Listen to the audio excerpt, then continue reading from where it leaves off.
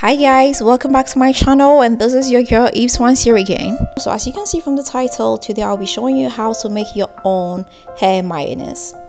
Now I must say this is very good for hydration. It helps retain length, is especially good for those with very brittle and dry hair. So to start, I'm gonna get 1 egg yolk. Now it depends, if you have longer hair you can use more. And I'll come in with a tablespoonful of shea butter. Next, I'll come in with a tablespoonful of coconut oil. Then half a tablespoon of honey. Finally, I'll come in with some flaxseed gel to give it that extra slip. I'll get my mixer and mix everything up. So this is what we have here, and as you can see is a little bit on the watery side, so I'll just get a container and put it inside. Then I'll cover it up and leave it in the fridge for about 2 to 3 hours.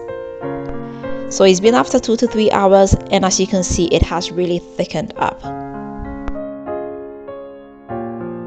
So after your shampoo, you just get a little bit and just put it on your wet hair.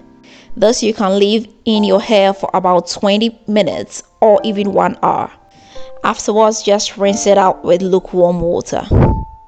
This helps moisturize your hair and it adds that extra silkiness to it. All the ingredients I used are very good for hair growth. Okay guys, so that is it. I hope you are going to give this a try, and I hope you did like this video. If you've not subscribed, please don't forget to hit the subscribe button. Don't forget to share this with family and friends, and don't forget to leave me a thumbs up. Until next time, I'm gonna see you again with another nice and interesting one. Bye bye.